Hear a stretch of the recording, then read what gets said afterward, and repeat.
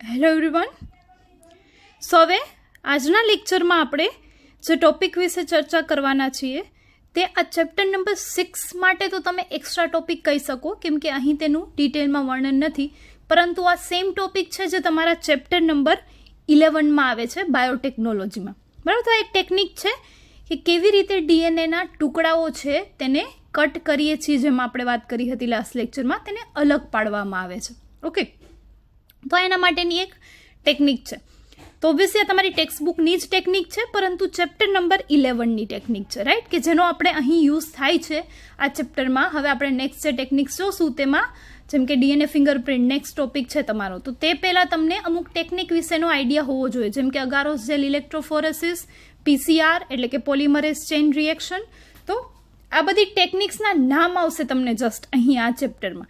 તો આ ટેકનિક શું છે, કેવી રીતે કામ કરે છે, તેનો તમને થોડો એટલીસ્ટ આઈડિયા હોવો જોઈએ, જેથી તમને ટોપિક સમજવામાં સરળતા રહે, રાઈટ. તો જો તમે નથી ભણેલા ચેપ્ટર નંબર 11, તો એટલા માટે તમને અત્યારે આ ટેકનિક છે તેના વિશેનું એક બ્રીફ ઇન્ટ્રોડક્શન આપી દઉં, જેથી તમને ખ્યાલ આવે હવે પછીનો જે નવો ટોપિક આપણે સ્ટાર્ટ કરશું નેક્સ્ટ લેક્ચરમાં ત્યારે. એટલે અત્યારે આપણે જે ટોપિક જોવાના છીએ તે એક્સ્ટ્રા નથી, તમારી ટેક્સ્ટબુકનો જ ટોપિક છે, પરંતુ ચેપ્ટર નંબર 11નો ટોપિક છે, રાઈટ. તો તેને આપણે અહીં અત્યારે કવર કરી રહ્યા છીએ. તો હવે તેનું નામ છે અગારોસ જેલ ઇલેક્ટ્રોફોરેસિસ પદ્ધતિ, અથવા તો તેને કહેવાય ડીએનએ ખંડોનું પૃથ્થકરણ અને અલગીકરણ કરવું. તો તેના માટેની ટેકનિકનું નામ છે અગારોસ જેલ ઇલેક્ટ્રોફોરેસિસ. તો હવે અહીં નામ પરથી થોડો તમને પહેલાં તો આઈડિયા આપી દઉં કે અહીં અગારોસ જે છે તેનો જેલ બનાવવામાં આવે છે. એ પહેલાં તો હવે અગારોસ શું છે, તો તે એક પ્રકારનું દરિયાઈ નીંદણ છે, વનસ્પતિ છે, લીલ છે અગારોસ. તેનો પાવડર બનાવવામાં આવે ને આ પાવડર છે તેનો ઉપયોગ કરવામાં આવે જેલ બનાવવા માટે લેબોરેટરીમાં. બરાબર. તો હવે જેલ એટલે તમને ખ્યાલ છે કે ના તો એ લિક્વિડ થયું, પ્રવાહી થયું, અથવા તો ના તો તે સખત એકદમ ઘન પદાર્થ થયો. બરાબર, તેની વચ્ચેનું મધ્યમ જેલી જેને આપણે કહીએ, તો જેલ જેવી કંઈક રચના છે તે બનાવવામાં આવે. એટલે અગારોસને જ્યારે થોડું પાણી ઉમેરી અને ગરમ કરવામાં આવે હીટ માઇક્રોવેવમાં રાખીને, તો તે જેલ બની જાય થોડા સમયમાં. બરાબર, તો આવી જેલી જેવી રચના કરવામાં આવે. શું કામે આવે, તો કે જેલ છે એટલે તેની ચાળણી જેવી રચના હોય, તેમાં ઘણા બધા કાણા કાણાવાળી રચના છે તે બની જશે. જ્યારે માઇક્રોસ્કોપમાં જો જેલને જોવામાં આવે તો તે એવું કંઈક સ્ટ્રક્ચર છે તે દેખાય. આથી ડીએનએના અણુને છૂટા પાડવામાં સરળતા રહે, આથી અગારોસ જેલનો તેમાં ઉપયોગ કરવામાં આવે છે. વધારે ડિટેલમાં અત્યારે આપણે નહીં ચર્ચા કરીએ. હવે ત્યારબાદ કેવી રીતે અલગ કરવામાં આવે છે, તો કે આ જેલ પહેલાં તો બનાવવામાં આવે, પછી જેલમાં સેમ્પલ એડ કરવા માટે, ડીએનએ સેમ્પલ એડ કરવા માટે નાના નાના ખાનાઓ રાખવામાં આવે, જેને કૂપ કહેવાય. બરાબર, તેમાં સેમ્પલ ઉમેરી દેવામાં આવે અને પછી ઇલેક્ટ્રિક સપ્લાય છે તે ચાલુ કરવામાં આવે. તો ડીએનએ છે તે કેવો છે, ઋણ વીજભારિત અણુ છે, રાઈટ, કેમ કે તેમાં ફોસ્ફેટ અણુ આવેલું એટલે તે ઋણ વીજભારિત છે. તો આમ જ્યારે તમે એને ઇલેક્ટ્રિક સપ્લાય આપો, એટલે કે ઋણ છેડા સાઈડ ડીએનએનું સેમ્પલ લોડ કરો, સેમ્પલ મૂકો, એટલે તે ધન વિદ્યુતભાર તરફ આગળ ગતિ કરશે. શું કામે, કેમ કે ડીએનએ પોતે કેવો છે, ઋણ વીજભારિત છે, તો સ્વાભાવિક છે તે ધન વીજભાર તરફ ગતિ કરશે આકર્ષણને કારણે. તો આમ જ્યારે તે આગળ ગતિ કરશે તો ડીએનએના આવા જે ટુકડાઓ છે, ફ્રેગમેન્ટ્સ છે, તે તેની સાઇઝને અકોર્ડિંગ છૂટા પડશે. એટલે કે ખૂબ જ જો મોટો ટુકડો હશે તો સ્વાભાવિક છે તેનું વજન વધારે હોય, તે ધીમે ધીમે છૂટો પડશે, એટલે કે પાછળ રહી જશે. જ્યારે નાના નાના ટુકડાઓ હશે તે આગળ નીકળી જશે. એટલે કે જેલ ઉપર તમને અલગ અલગ પટ્ટાઓ દેખાય, જે પટ્ટા છે ડીએનએના ટુકડાઓના. ક્લિયર? તો હમણાં હું તમને ઇમેજીસ પણ બતાવીશ અને આપણે થિયોરિટિકલ પણ સમજીએ, અને સાથે સાથે મેં ડાયાગ્રામ પણ ડ્રો કરેલી છે, જેના દ્વારા પણ આપણે સમજીશું કે આ ટેકનિક કેવી રીતે વર્ક કરે છે. ઓકે, તો સ્ટાર્ટ કરીએ. તો કે સૌ પ્રથમ ડીએનએને અલગીકૃત કરીએ, એટલે કે કોઈ પણ કોષમાંથી પહેલાં તો ડીએનએને અલગ તારવવું પડે, પછી એને આપણે શું કરશું, ટુકડાઓ કરશું. ત્યારબાદ રેસ્ટ્રિક્શન એન્ડોન્યુક્લિયસ ઉત્સેચક દ્વારા ડીએનએને કાપવામાં આવે છે, જેથી તેના નાના ટુકડા થઈ જાય છે. ક્લિયર? તો પહેલાં તો આટલી વસ્તુ કરવી પડે કે કોઈ પણ કોષમાંથી પહેલાં તો ડીએનએને અલગ તારવવું, ત્યારબાદ તેના કટકા કરવા. કઈ રીતે, તો કે રેસ્ટ્રિક્શન એન્ડોન્યુક્લિયસ, જે મેં તમને વાત કરી હતી કે તે કાતરની જેમ કામ કરશે. બરાબર છે, એક પ્રકારનો ઉત્સેચક, પણ તે કાતર જેવું કામ કરશે. એટલે કે આવા ડીએનએને ટુકડાઓમાં વિભાજિત કરી દેશે. હવે આ ટુકડાઓ છે તેને જેલ ઇલેક્ટ્રોફોરેસિસ પદ્ધતિ દ્વારા છૂટા પાડી શકાય છે. તો હવે વાત કરીએ આપણે કે આ ટુકડાઓને છૂટા કેવી રીતે પાડવા. બરાબર, તો તેના માટેની આ ટેકનિક છે અગારોસ જેલ ઇલેક્ટ્રોફોરેસિસ. કેમ કે ડીએનએ ટુકડાઓ છે તે ઋણ વીજભારિત અણુઓ હોય છે, જેથી તેઓને માધ્યમ અથવા તો આધારકમાં વિદ્યુત ક્ષેત્રની મદદથી ધન વિદ્યુત ધ્રુવની તરફ બળપૂર્વક ધકેલીને ટુકડાઓને ઘનતાના આધારે અલગ કરી શકાય છે. તો જેમ મેં તમને વાત કરી એમ કે ડીએનએ પોતે છે તે ઋણ વિદ્યુતભારિત અણુ છે, તો તે સ્વાભાવિક છે કે ઇલેક્ટ્રિસિટીમાં ધન વિદ્યુતભાર છેડા તરફ ગતિ કરશે. અને કેવી રીતે ગતિ કરશે તો કે તેની ઘનતાના આધારે, સાઇઝના આધારે, રાઈટ. જે હલકા અણુઓ હશે એટલે કે નાના અણુઓ છે, તે નાના ટુકડાઓ છે, તે ઝડપથી આગળ વધશે ધન વિદ્યુતભાર તરફ, જ્યારે મોટા ટુકડાઓ છે તે સાઇઝમાં મોટા હોવાને કારણે ધીમે ધીમે ગતિ કરશે. ક્લિયર? તો આમ ઘનતાના આધારે તેમને અલગ કરી શકાય છે. હવે જે માધ્યમ આપવામાં આવે છે તે શું છે? અગારોસ છે, એટલે તો તેનું નામ પણ અગારોસ જેલ ઇલેક્ટ્રોફોરેસિસ પદ્ધતિ છે, રાઈટ. હવે આ જે અગારોસ છે તે દરિયાઈ નીંદણમાંથી અલગીકૃત કરાયેલ કુદરતી પોલિમર છે, કુદરતી પદાર્થ છે, જેને દરિયાઈ નીંદણમાંથી અલગ તારવવામાં આવ્યો છે ને જેનો ઉપયોગ આપણે લેબોરેટરીમાં આવી અલગ અલગ ટેકનિક્સમાં કરતા હોઈએ છીએ. પછી માધ્યમ માટે પણ જેમ કે ઘણી વખત આપણે વાત કરેલી હોય કે પેટ્રી પ્લેટમાં બેક્ટેરિયાઓનો ઉછેર કરાવવો, તો તેમાં પણ માધ્યમમાં અગાર છે તે આપવામાં આવે અને સાથે સાથે બીજા ન્યુટ્રિશન છે તે એડ કરવામાં આવે. તો અગાર ખૂબ જ બાયોલોજિકલ લેબોરેટરી એક્સપેરિમેન્ટ્સમાં અગારોસ છે તે ખૂબ જ મહત્વનો ભાગ ભજવે છે. તે મોસ્ટ ઓફ બધી જ ટેકનિક્સમાં યુઝ થતો હોય છે, રાઈટ. તો હવે આ અગારોસ જેલની ચાળણી જેવી અસરથી ડીએનએના ટુકડાઓ છે તે તેના કદ મુજબ અલગ થાય છે. આમ જે ટુકડાઓનું કદ નાનું હોય તે વધુ દૂર સુધી ખસશે અને જે ટુકડાઓનું કદ છે તે મોટું છે તો સ્વાભાવિક છે તેની ઘનતા પણ વધી જશે, તો તે વધારે દૂર ઝડપથી નહીં આગળ વધી શકે, એટલે તે ધીમે ધીમે આગળ વધશે, એટલે કે તે પાછળ રહી જશે અને હલકા ટુકડાઓ છે તે આપણને ધન વિદ્યુતભાર તરફ આગળ ગતિ કરતા જોવા મળશે. ક્લિયર?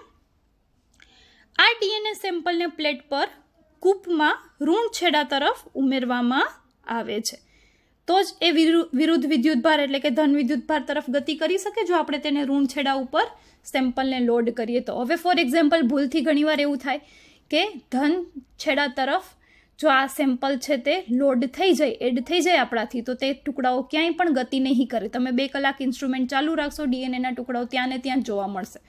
તો એવું શું કામ થયું? તો આવી ઘણી વખત એરર થાય સ્ટાર્ટિંગમાં જ્યારે ટેકનિક્સ યુઝ કરતા હોય સ્ટુડન્ટ્સ ત્યારે કોલેજ લેવલમાં, કે ઘણી વખત ભૂલથી અલગ છે તે છેડાઓ અપાઈ જાય તો ડીએનએના ટુકડાઓ જરાય રન થાય નહીં. શું કામે? કેમ કે આપણે તેને લોડ જ ધન વિદ્યુતભાર તરફ કરેલા છે, તો તે ઋણ તરફ કેવી રીતે ગતિ કરશે, રાઈટ. પોતે જ ઋણ છે, એને વિરુદ્ધ વિદ્યુતભાર જોઈએ ગતિ કરવા માટે, એટલે હંમેશા ઋણ છેડા તરફ ઇલેક્ટ્રિક સપ્લાયના ઋણ છેડા તરફ આપણે સેમ્પલ લોડ કરીએ એટલે કે તે સામેની બાજુ ધન છેડા તરફ આગળ ગતિ કરે, કેમ કે વિરુદ્ધ વિદ્યુતભાર છે એટલે તે આકર્ષિત કરશે. ક્લિયર? તો અહીં એક તમને મેં ડાયાગ્રામ આપેલી છે જેના દ્વારા આપણે સમજીએ. તો આવું કંઈક એક ચોરસ પ્લેટમાં જેલ ઉમેરી, અગારોસ જેલ ઉમેરી અને પછી તેને ઠંડુ થવા દેવામાં આવે, એટલે કે ઠંડુ થઈ જશે એટલે જેલ કંઈક આવા શેપનું થઈ જાય. ઓકે, પછી તેમાં આવા હોલ છે તે બનાવવામાં આવે. તો સ્ક્વેર અહીંયા કૂપ લખેલું છે જે તમે જોઈ શકો છો, તો આવા કૂપ છે તે બનાવવામાં આવે. જેટલા સેમ્પલ હોય આપણા અલગ અલગ એ પ્રમાણે કૂપ બનાવવામાં આવે. ફોર એક્ઝામ્પલ અહીં આપણે આકૃતિમાં 3 દેખાડેલા છે, તો 3 આવા ખાડા જેને આપણે કહી શકીએ, બરાબર. તો આવા કૂપ બનાવવામાં આવે. હવે આની અંદર સેમ્પલ લોડ કરવામાં આવે, આપણું ડીએનએ કે જેના આપણે ટુકડા કરેલા છે ને જેની આપણે ચકાસણી કરવી છે, તો તેને આમાં આ ખાનામાં લોડ કરી દેવામાં આવે. ક્લિયર? હમણાં હું તમને વ્યવસ્થિત ટ્રુ રિયલ ઇમેજીસ પણ બતાવીશ એટલે તમને વધારે આઈડિયા આવશે. તો ત્યારબાદ આવું જો અહીંયા ઋણ વિદ્યુતભાર છે, તો આપણે ઋણ છેડા તરફ આ સેમ્પલ છે તે લોડ કર્યું. હવે જેવી તમે ઇલેક્ટ્રિસિટી ચાલુ કરશો, ઇલેક્ટ્રિક સપ્લાય ચાલુ કરશો મશીનની, એટલે અહીં જે કૂપની અંદર ડીએનએ સેમ્પલ છે એટલે કે ટુકડાઓ છે ડીએનએના, તે ધીમે ધીમે ધીમે આગળ ગતિ કરશે. ક્યાં? ધન છેડા તરફ. શું કામે ધન છેડા તરફ? તો કે ડીએનએ પોતે ઋણ વિદ્યુતભારિત છે એટલે તેને આકર્ષણ હશે ધન વિદ્યુતભાર તરફ, તો આવી રીતે આગળ ગતિ કરશે. હવે શરૂઆતમાં તો બધા ભેગા જ આપણે એડ કરેલા છે, બધા ટુકડાઓ, તો મોટા ટુકડા નાના ટુકડા બધા જ અહીં છે. હવે જેવી આપણે ઇલેક્ટ્રિક સપ્લાય ચાલુ કરીએ એટલે ધીમે ધીમે આ ટુકડાઓ છૂટા પડે, તો જે સૌથી નાના ટુકડાઓ હશે તે ઝડપથી આગળ વધશે એટલે છેલ્લે સુધી પહોંચે, આ પ્લેટમાં છેલ્લે સુધી પહોંચે ત્યાં જે આગળ ટુકડાઓ જોવા મળે તે કેવા હોય? સૌથી નાના ડીએનએના પટ્ટાઓ હોય. શું કામે? તો આપણે હમણાં જ વાત કરી કે સાઇઝ ઘનતાના આધારે તે છૂટા પડશે, એટલે જે સાઇઝમાં નાના હોય તે ઝડપથી આગળ વધી શકે, એટલે તમને આગળના ભાગમાં જે ટુકડાઓ જોવા મળશે તે કેવા હશે? સાઇઝમાં નાના હશે. જ્યારે અહીં પાછળ રહી ગયેલા ટુકડાઓ છે તે કેવા છે? સૌથી મોટા ડીએનએના પટ્ટાઓ છે. ક્લિયર? હવે આ કઈ સાઇઝના છે તે જાણવા માટે શું હોય તો કે અહીંયા એક જે સૌપ્રથમ ખાનું હોય, કૂપ હોય, તેમાં લેડર છે તે ઉમેરવામાં આવે. લેડર એટલે શું તો કે તે એક સ્ટાન્ડર્ડ ઓરિજિનલ સેમ્પલ હોય અલગ અલગ ટુકડાઓનું કે જે આપણા જાણીતા ટુકડા હોય કે ભાઈ ફોર એક્ઝામ્પલ 300 બેઝ પેરનો ટુકડો છે, એમાં 400નો છે, તો એ પ્રમાણે અહીં એક લેડર જાણીતી હોય તે એડ કરવામાં આવે. શું થાય તે જેમ છૂટી પડશે આપણને ખ્યાલ આવે કે આ ટુકડો છે તે 300નો છે, આ છે તે 400નો છે, તો તેની સામે આપણા જે ટુકડાઓ સેમ્પલના છે તેને મેચ કરાવવામાં આવે જેથી આપણને આઈડિયા આવે કે આ જે છૂટા પડ્યા ટુકડાઓ તે કેટલી સાઇઝના ન્યુક્લિયોટાઇડના ટુકડાઓ છે. ક્લિયર? એટલે કે એક સ્ટાન્ડર્ડ સેમ્પલ છે તે લોડ કરવામાં જે આપણને ખબર હોય પહેલેથી, અને આ સેમ્પલ એવા છે કે જેના વિશે આપણે ખબર પાડવી છે, રાઈટ? તો આવી રીતે એક સ્ટાન્ડર્ડ છે તેને પણ શરૂઆતમાં લોડ કરવામાં આવે. ત્યારબાદ આપણા ઓરિજિનલ સેમ્પલ્સ કે જેને ચેક કરવા હોય તેને લોડ કરવામાં આવે. ક્લિયર? તો હવે આપણે ઇમેજીસ થ્રુ સમજીએ કે કેવી રીતે આ સેમ્પલ્સ છે તેને એડ કરવામાં આવે અને કેવી રીતે તે આગળ વધે અને કેવી રીતે આપણને તે સેમ્પલ્સ છે તે દેખાય. તો ડીએનએ તમને ખ્યાલ છે ટ્રાન્સપરન્ટ હોય, બરાબર? સફેદ કલરનું ટ્રાન્સપરન્ટ હોય તે આપણને અહીં ખબર પડશે નહીં જોતા. તો હવે ખબર પાડવી હોય તો શું કરવાનું? તો કે જ્યારે ડીએનએ સેમ્પલ આપણે આવા કૂપમાં લોડ કરીએ ત્યારે તેની સાથે મિથિલિન બ્લુ નામનો અભિરંજક કે જે બ્લુ કલરનો છે તેને પણ ભેગું ઉમેરવામાં આવે. એટલે શું થશે તો કે આપણને સેમ્પલ દેખાય કે આ કૂપની અંદર પડી ગયું છે કે નથી પડ્યું, અથવા તો ભૂલથી આડાવડું ક્યાંય પડી ગયું છે કે શું. કેમ કે ડીએનએ તો પ્યોર ડીએનએ તો આપણને દેખાય જ નહીં, ટ્રાન્સપરન્ટ હોય એટલે. તો તેને આવી એક અભિરંજક એટલે કે ડાઈ સાથે મિક્સ કરવામાં આવે જેથી આપણે નરી આંખે જોઈ શકીએ. તો આ પટ્ટા પણ તમને અહીં ડીએનએના પટ્ટાઓ છે તે તમને નહીં દેખાય, પરંતુ આગળ અહીંયા જે મિથિલિન બ્લુ અભિરંજક આપણે એડ કર્યો છે તે સૌથી હલકો હોય. એટલે શું થશે તો કે અહીંયા સૌથી આગળ તેની તમને એક લીટી જોવા મળશે. એટલે કે જે આ પ્લેટ હોય જેલની તેમાં તમને સૌથી આગળના ભાગમાં મિથિલિન બ્લુનો બ્લુ કલરનો પટ્ટો જોવા મળે. એટલે તમને ખ્યાલ આવે કે હવે સેમ્પલ પ્લેટની બહાર નીકળી જશે, એટલે હવે ઇલેક્ટ્રિક સપ્લાય બંધ કરી દેવાનું છે. એટલે જ્યાં અહીંયા છેલ્લે સુધી બ્લુ પટ્ટો દેખાય ત્યાં સુધી મશીન ચાલુ રાખવાનું, ત્યારબાદ મશીન છે તેને બંધ કરી દેવામાં આવે. શું કામે તો મેં તમને કીધું એમ કે એ પછી બ્લુ પટ્ટાની પાછળ બધા ડીએનએના ટુકડાઓ હશે. તો હવે જો આપણે આ બ્લુ પટ્ટો છેલ્લે પહોંચી જાય ત્યાં સુધીમાં મશીન બંધ ન કરીએ તો પછી આ ડીએનએના ટુકડાઓ છે તે બહાર નીકળી જશે પ્લેટની, તો આપણું સેમ્પલ વેસ્ટ થઈ જશે, રાઈટ? કેમ કે ટુકડાઓ તો આપણને દેખાય નહીં, એટલા માટે મિથિલિન બ્લુ છે તે આપણને જસ્ટ દેખાય વિઝ્યુઅલી કે હવે આપણું સેમ્પલ ક્યાં પહોંચ્યું રન થવામાં, અને જ્યારે કૂપમાં એડ કરીએ ત્યારે બરાબર એડ થયું કે આડાવડું ક્યાંય પડી ગયું એ જસ્ટ ચેક કરવા માટે ડીએનએ આપણા સેમ્પલની સાથે મિથિલિન બ્લુ અભિરંજકને પણ આપણે ઉમેરતા હોઈએ છીએ. તેનું બીજું કોઈ પણ કાર્ય છે નહીં મિથિલિન બ્લુનું. ક્લિયર? તો આમ સેમ્પલ આવી રીતે લોડ કરવામાં આવે. પછી જ્યારે આ બધા ટુકડાઓ છૂટા પડી જાય પછી આપણે સ્વિચ બંધ કરી દઈએ ઇલેક્ટ્રિસિટીની, પછી છેલ્લે તેમાં આ સેમ્પલની સાથે અહીં જે બફર ઉમેરેલું હોય એટલે કે પ્રવાહી માધ્યમ દીધું હોય કે જેમાં છૂટા પડે ટુકડાઓ, તેમાં ETBR નામની અભિરંજક એટલે કે ડાઈ છે તે આપણે સૌપ્રથમ ઉમેરેલી હોય. હવે ETBR એટલે કે ઇથિડિયમ બ્રોમાઇડ.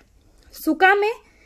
તો જ્યારે છેલ્લે હવે ડીએનએના ટુકડાઓ મેં તમને કીધું એમ દેખાતા જ નથી, તો આપણને ખબર કેમ પડે કે કેવી રીતના કેટલા ટુકડા મળ્યા? તો આ ઇથિડિયમ બ્રોમાઇડ છે તે અલ્ટ્રાવાયોલેટ લાઇટમાં જ્યારે ઉપર આપણે અલ્ટ્રાવાયોલેટ લાઇટ ફેંકીએ આ ટુકડાઓની ઉપર, એટલે શું થાય તો કે જે ઇથિડિયમ બ્રોમાઇડ છે તે અણુઓ છે તે ચમકશે, એટલે આપણને ફ્લુરોસન્સ દેખાય, એટલે કે નારંગી રંગનો કલર દેખાય પટ્ટાઓમાં. ક્યારે? જ્યારે આપણે યુવી લાઇટ આપીએ ત્યારે જ. તો આથી આપણને ટુકડાઓ છે તે દેખાય કે કેવી રીતના પટ્ટાઓ છે તે સ્વિચ બંધ કરી દીધા પછી મશીનના કેવી રીતના છૂટા પડ્યા અને કેટલા ટુકડાઓ છૂટા પડ્યા તે આપણને પછી આઈડિયા આવે. આથી તેમાં ETBR એટલે કે ઇથિડિયમ બ્રોમાઇડ પણ ઉમેરવામાં આવે છે. તો ઇમેજીસ થ્રુ આપણે સમજીએ કે કેવી રીતે આ ટેકનિક છે તે વર્ક કરે છે. ઓકે, સો સ્ટુડન્ટ્સ, જેમ કે તમે એક ઇમેજ જોઈ રહ્યા છો અત્યારે સ્ક્રીન પર, તો તે છે અગારોસ જેલ ઇલેક્ટ્રોફોરેસિસમાં જેલ બનાવવા માટેની કાસ્ટિંગ ટ્રેની. ઓકે, તો આવી કંઈક પ્લાસ્ટિકની ટ્રાન્સપરન્ટ ટ્રે હોય જેમાં તમે બ્લુ કલરના કોમ્બ્સ જોઈ રહ્યા છો. તો આવા બ્લુ કલરના તમે બે કોમ્બ કહેવાય છે, ને કોમ્બ મીન્સ દાંતીઓ, રાઈટ? દંતીઓ જે આપણે યુઝ કરીએ હેર કોમ્બ કરવા માટે, તેવા કંઈક નાના નાના કોમ્બ હોય. હવે તેને પહેલાં આવી રીતે એના ફિક્સ જગ્યામાં પ્લેસ કરી દેવામાં આવે અને પછી તેમાં જેલ છે એટલે કે જે અગારોસમાં પાણી નાખીને આપણે ગરમ કરેલું હોય લિક્વિડ તેને એમાં ઉમેરી દેવામાં આવે.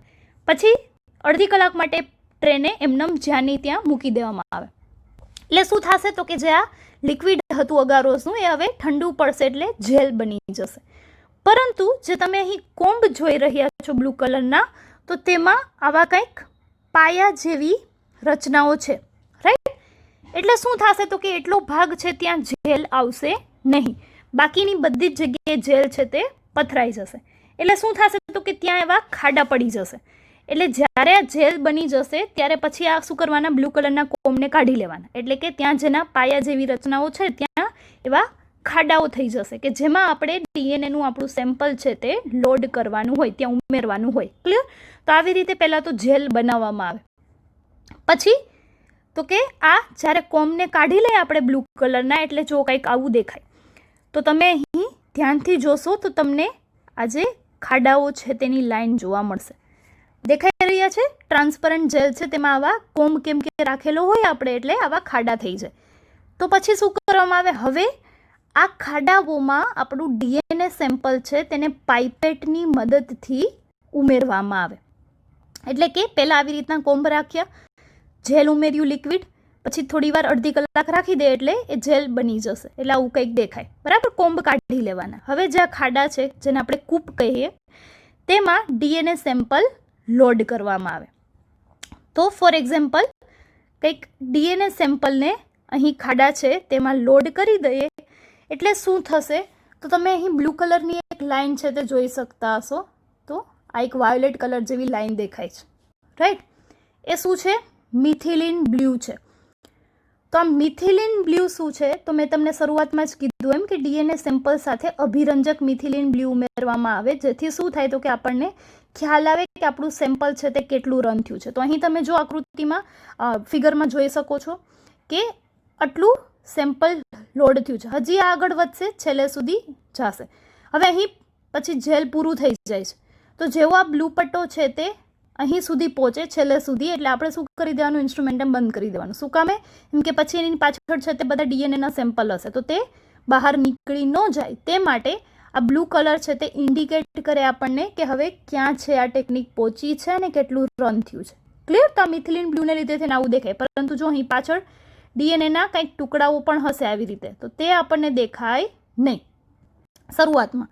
પછી શું થશે? હવે આમાં બફર છે, પાણી છે, તેમાં આપણે ETBR મેં તમને કીધું હતું, ઇથિડિયમ બ્રોમાઇડ નામના અભિરંજક બીજો પણ ઉમેરેલો હોય જે નરી આંખે ન દેખાય.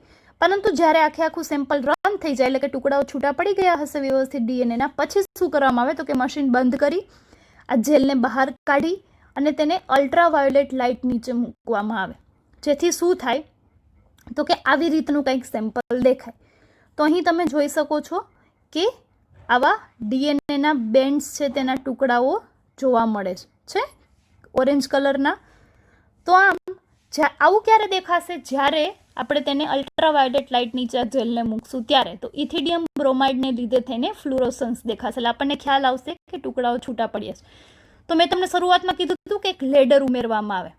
તો અહીં તમે ફર્સ્ટ જોઈ શકો છો લેડર, બરાબર. તો જો પહેલો ટુકડો છે એટલે કે આની સાથે જે આ લાઇનમાં ટુકડાઓ હોય તે કેટલા હશે તો કે 1500 બેઝ પેરના. તો તેમાં ન્યુક્લિયોટાઇડ કેટલી હશે? 1500 ન્યુક્લિયોટાઇડની શૃંખલા હશે આ ટુકડા. બીજું જોઈ શકો છો 1000 બેઝ પેર. તો એ લાઇનમાં જે પણ ટુકડાઓ છે તેમાં તે કેવડા ટુકડાઓ હશે સાઇઝમાં તો કે તેમાં 1000 ન્યુક્લિયોટાઇડની બેઝ પેર હશે. અહીં ટુકડાઓ તમે જોઈ શકો છો 500 બેઝ પેર. તો આ લાઇનમાં જે પણ ટુકડાઓ મળ્યા તે બધા કેટલા હશે? 500 બેઝ પેરના. ક્લિયર? જેમ જેમ આગળ વધીએ તેમ ટુકડાઓ નાના થતા જાય. 100 બેઝ પેર છે. તો આવું શું કામે? તો તમને ખ્યાલ જ છે કે જેમ જેમ આગળ વધીએ તેમ સૌથી નાનો ટુકડો હોય તે ઝડપથી આગળ રન થાય. એટલે કે શરૂઆતમાં એકદમ મોખરે છે તે સૌથી નાના ટુકડાઓ હશે અને સૌથી પાછળ મોટી સાઇઝના ડીએનએના ટુકડાઓ હોય. તો આવી રીતે એક લેડર દ્વારા આપણને ખબર પડે સ્ટાન્ડર્ડ કે જે આપણા ટુકડાઓ છૂટા પડ્યા સેમ્પલના તે કેવડી સાઇઝના છે. ક્લિયર? તો આમ આપણે ડીએનએ છે તેના ટુકડાઓને અલગ કરી શકીએ અગારોસ જેલ ઇલેક્ટ્રોફોરેસિસ પદ્ધતિ દ્વારા, જેના આધારે આપણને ટુકડાઓ છે તેનો ખ્યાલ આવે. તો આવી રીતનું કંઈક અગારોસ જેલ ઇલેક્ટ્રોફોરેસિસમાં ડીએનએના ટુકડાઓના બેન્ડ્સ છે તે જોવા મળે. ક્લિયર? ઓરેન્જ કલરના દેખાય આપણને, જેથી આપણને ખ્યાલ આવે કે ક્યાં બેન્ડ્સ છે. અને તેની ઇમેજ લેવામાં આવે તે બ્લેક એન્ડ વ્હાઇટ દેખાય. જેમ એક્સરે ફિલ્મ હોય કે વ્હાઇટ ફિલ્મમાં તમને બ્લેક કલરના આવા બેન્ડ દેખાય જ્યારે તમે એની ઇમેજ લ્યો, ફોટો લ્યો, બરાબર. અને નરી આંખે જ્યારે ફ્લુરોસન્સ લાઇટમાં જુઓ ત્યારે ઓરેન્જ કલરના પટ્ટા દેખાય. ક્લિયર? તો આવી રીતે આ પદ્ધતિનું અલગ અલગ સ્ટેપ્સ છે કે શરૂઆતમાં પહેલાં તો ડીએનએ સાથે મિથિલિન બ્લુ અભિરંજક ઉમેરી અને કૂપમાં ખાડાઓમાં સેમ્પલ ઉમેરું, પછી સ્વિચ ઓન કરીએ એટલે ડીએનએના ટુકડાઓ છે તે ધન વિદ્યુત ભાર તરફ આગળ વધશે. એટલે જેમ જેમ આગળ વધે તેમ તેમ જે શરૂઆતમાં બધા ભેગા ટુકડાઓ હતા તે હવે સાઇઝના આધારે છૂટા પડતા જશે. સૌથી આગળ હોય નાના ટુકડાઓ, સૌથી પાછળ હોય ડીએનએના મોટા ટુકડાઓ. ક્લિયર? તો આમ આવી રીતે આ ટેકનિક છે તે વર્ક કરે. તો હવે બાકીના રિમેનિંગ જે પોઈન્ટ્સ છે થિયરીના તે આપણે જોઈએ, તેથી તમને ખ્યાલ આવે. ઓકે, સો સ્ટુડન્ટ્સ, તમે જેમ ઇમેજીસમાં જોયું તેવી રીતે ડીએનએને અલગ કરવામાં આવે. તો આમ અલગીકૃત ડીએનએના ટુકડાઓને ત્યારે જ જોઈ શકાય છે જ્યારે આ ડીએનએને ઇથિડિયમ બ્રોમાઇડ, જેને શોર્ટમાં ETBR કહેવાય, નામના સંયોજન વડે અભિરંજિત કરી અને અલ્ટ્રાવાયોલેટ કિરણો દ્વારા જોવામાં આવે છે. તો જેની મેં તમને ઇમેજ બતાવી લાસ્ટમાં, ઓરેન્જ કલરના પટ્ટાઓ છે તે દેખાય, ઓરેન્જ કલરના બેન્ડ્સ દેખાય. ક્યારે?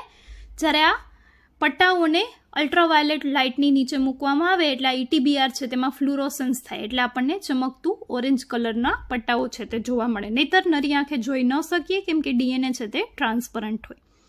ક્લિયર?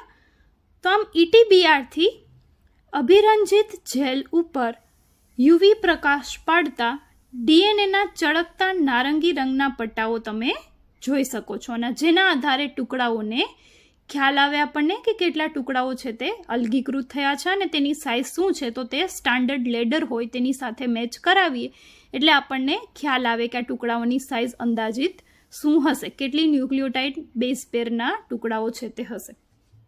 ક્લિયર? આમ ડીએનએના પટ્ટાઓને અગારોસ જેલમાંથી કાપીને બહાર કાઢવામાં આવે છે અને જેલના ટુકડાઓથી અલગ કરવામાં આવે છે. આ પ્રક્રિયાને છાલન કહે છે. તો હવે આ ટુકડાઓ એકવાર આપણને છૂટા પડી ગયા, આપણને દેખાઈ પણ ગયા કે આ જગ્યાએ ટુકડાઓ છે, ડીએનએના બેન્ડ્સ છે તે. પછી શું કરવામાં આવે? તો કે આ ટુકડાઓને અલગ કરવામાં આવે. શું કામે? તો કે આ ટુકડાઓને આપણે હવે ક્લોનિંગ પદ્ધતિ દ્વારા યજમાનમાં દાખલ કરવાના હોય છે, રાઈટ? તો હવે આ ટુકડાઓને શું કરી લેવામાં આવે? તો કે તેની સાઇઝ ખબર પડી જાય આપણને, તેની ઓળખાણ થઈ ગઈ. પછી હવે આ ટુકડાઓને કાઢી લેવામાં આવે અને તેને શુદ્ધ સ્વરૂપે, એટલે કે જેલ છે તે દૂર કરી વિવિધ પદ્ધતિઓ દ્વારા અને શુદ્ધ સ્વરૂપે આ ટુકડાઓને અલગ તારવી લેવામાં આવે. ત્યારબાદ પછી તેને ક્લોનિંગ દ્વારા જે તે વાહકની અંદર દાખલ કરી અને યજમાનમાં પ્રવેશ કરવામાં આવે, એટલે કે ફોર એક્ઝામ્પલ બેક્ટેરિયામાં પ્રવેશ કરવામાં આવે. ક્લિયર? તો આમ આ ટુકડાઓ છે તેને અલગ કરવાની ક્રિયાને કહેવાય છાલનની પ્રક્રિયા. આ રીતે શુદ્ધ કરવામાં આવેલ ડીએનએના ટુકડાઓને ક્લોનિંગ વાહકો સાથે જોડી અને રિકોમ્બિનન્ટ ડીએનએના નિર્માણમાં ઉપયોગમાં લેવામાં આવે છે. તો આ બધા વર્ડ્સ છે તો તમે ડિટેલમાં ચેપ્ટર નંબર 11 અને 12 બાયોટેકનોલોજીમાં જોશો જ. Recombinant DNA techniques and all. Recombinant DNA એટલે કે નવું ડીએનએ. નવું ડીએનએ મતલબ તો કે બેક્ટેરિયાના ડીએનએમાં આપણે આપણો જે હ્યુમનનો ડીએનએનો ટુકડો છે તેને એમાં જોઈન્ટ કરી દે એટલે કંઈક નવું થઈ ગયું, નવો ટુકડો ઉમેરાઈ ગયો ડીએનએમાં. તો આવી રીતે ક્લોનિંગની ક્રિયા એટલે કે નવા ડીએનએ ટુકડાઓને વાહક દ્વારા પ્રવેશ કરાવવો યજમાનમાં, તો તેને ક્લોનિંગ પદ્ધતિ કહેવાય, જેના દ્વારા રિકોમ્બિનન્ટ ડીએનએ ટેકનોલોજી છે તેનો યુઝ કરી અને ક્લોનિંગ કરવામાં આવે. એટલે કે આવા ડીએનએના ટુકડાઓને જેનું આપણે સંશોધન કરવું હોય, જેના પર રિસર્ચ કરવું હોય, જેના વિશે જાણવું હોય તે ટુકડાઓને છે તે યજમાનમાં દાખલ કરવામાં આવે. શું કામ યજમાનમાં દાખલ કરવામાં આવે? તો કે તેના દ્વારા ઘણી બધી કોપી છે તે થઈ જાય ને તેના શરીરમાં વિવિધ ફેરફારો જોઈને આપણને આઈડિયા આવે કે આ જનીન છે તે શું કાર્ય કરે છે. ફોર એક્ઝામ્પલ આવા ટુકડો આપણે એમનેમ જ રાખી દઈએ, કોઈ વાહકમાં એન્ટર ન કરાવીએ, બરાબર? તો તેનું ફંક્શન છે, તેનું કાર્ય શું છે તે આપણને કેમ ખબર પડશે? ટુકડાઓ તો અલગ કરી લીધા, પણ એ ટુકડો, એ જનીન શું કામ કરે છે તે ખબર કેવી રીતે પડે? તો કે તેને કામ કરાવીએ તો આપણને ખબર પડે કે તેણે શું કામ કર્યું, તેણે શું નિપજ બનાવી, તેના દ્વારા શું ઉત્સેચક બને છે. તો તેની ક્રિયાશીલતા જોવા માટે આપણે તેને જે તે વાહકમાં પ્રવેશ કરાવવો પડે, તો જ આપણને તેનું કાર્ય શું છે તેનો આઈડિયા આવે, નહીંતર આપણને તેના કાર્ય વિશેની માહિતી મળે નહીં. આથી આ ક્લોનિંગની પ્રક્રિયા છે તે ખૂબ જ ઇમ્પોર્ટન્ટ થઈ જાય છે. ક્લિયર? તો આમ આ રીતે ડીએનએને અલગ કરવા માટેની પદ્ધતિ છે જેને કહેવાય અગારોસ જેલ ઇલેક્ટ્રોફોરેસિસ પદ્ધતિ. આ ક્વેશ્ચન તમને ફૂલ લેન્થ પૂછાય કે સમજાવો અગારોસ જેલ ઇલેક્ટ્રોફોરેસિસ પદ્ધતિ 3 માર્ક ઓર 4 માર્કમાં, પણ એ ચેપ્ટર નંબર 11નો ટોપિક છે, બરાબર. અહીં આપણે આ શું કામે ટોપિક લીધો કવર કરેલો છે ચેપ્ટર 6માં, તો કે આ ટેકનિક છે તે તમને તેના વર્ડ છે તે આવશે. અગારોસ જેલ ઇલેક્ટ્રોફોરેસિસ દ્વારા ડીએનએના ટુકડાઓને છૂટા પાડી, આવી કંઈક લાઈન આવશે. તો તમને જો આ ટેકનિક ન ખબર હોય તો તમને પોઈન્ટ છે તે સમજાય નહીં, એટલા માટે મેં આ ટોપિક છે તે અહીં ચેપ્ટર 6માં પણ કવર કરેલો છે. જે તે સમયે બાયોટેકનોલોજી ભણશું ત્યારે તેને ડિટેલમાં જોશું જ, પરંતુ અત્યાર માટે આટલી ઇન્ફોર્મેશન છે તે ઇનફ છે તમારા માટે. નેક્સ્ટ ટેકનિક હોય પીસીઆર, કયો? પોલિમરેઝ ચેઇન રિએક્શન, જે એક ઝેરોક્સ મશીન જેવું કામ કરે. ફોટોકોપી જેમ આપણે કરીએ એટલે કે ઝેરોક્સ કરીએ તો તેના જેવું કામ કરે તે. તો કે તેમાં કોઈ પણ ડીએનએનો ટુકડો છે તેને તમે એન્ટર કરો, તે મશીનમાં ઓટોમેટેડ હોય, આપણે કાંઈ પણ કરવાનું ન હોય. સેમ્પલ બધા એડ કરી દઈએ, પછી એ મશીન છે તે ઓટોમેટિક તેની ઘણી બધી કોપીઓ છે તે 100 ગણી કોપીઓ છે તે કરી દેશે. શું કામે? તો કે આટલી કોપી, કેમ કે આ એક એક્સપેરિમેન્ટ છે, એક ટુકડાને એક બેક્ટેરિયામાં નાખીને ચેક ન કરવાનું હોય. ફોર એક્ઝામ્પલ એ સરખા એન્ટર ન થયું તો એ બેક્ટેરિયાનો કોષ મરી ગયો તો આપણું આખો પ્રેક્ટિકલ છે તે ફેલ જાય, રાઈટ. તો આવું ન હોય, એકી સાથે હજારો બેક્ટેરિયા ઉપર એક્સપેરિમેન્ટ કરવામાં આવતા હોય, કેમ કે તે કેટલા સૂક્ષ્મ છે, નરી આંખે તો આપણે જોઈ પણ ન શકીએ તેમને, રાઈટ. તો આમ ડીએનએનો એક ટુકડો ન હોય, આ ટુકડાની ઘણી બધી કોપી કરવામાં આવે, એટલે કે ઘણા બધા એક્સપેરિમેન્ટ એકસાથે થઈ જાય. તો આ કોપી કરવા માટેનું જે મશીન એને ઇન શોર્ટ કહેવાય polymerase chain reaction, PCR machine. ઠીક છે. તો આના વિશેની આપણે અહીં ચર્ચા નહીં કરીએ, તે તો બાયોટેકનોલોજી ચેપ્ટરમાં જ કરવામાં આવશે, પણ જસ્ટ તમને ઇન્ફોર્મેશન આપી દીધી, કેમ કે પીસીઆર વર્ડ પણ તમે હવે જે આપણે નેક્સ્ટ ટોપિક ભણશું, નેક્સ્ટ નવો ટોપિક ડીએનએ ફિંગરપ્રિન્ટિંગ, તેમાં આવશે. તો તમને અગારોસ જેલ ઇલેક્ટ્રોફોરેસિસ, પીસીઆર આ વગેરે વિશેની માહિતી હોવી જોઈએ. ડિટેલમાં નહીં તો શોર્ટમાં એટલીસ્ટ તમને માહિતી હોવી જોઈએ, જેથી તમને પોઈન્ટ્સ છે તે સમજવા ઇઝી રહે. ક્લિયર? તો પીસીઆર આપણે ડિટેલમાં નહીં જોઈએ, ફક્ત આજે અગારોસ જેલ ઇલેક્ટ્રોફોરેસિસ ટેકનિક્સ જ જોયેલી છે. નેક્સ્ટ લેક્ચરમાં આપણે આ ચેપ્ટર નંબર 6નો લાસ્ટ ટોપિક છે તેના વિશે ચર્ચા કરીશું. આજ પૂરતું આટલું જ. Thank you.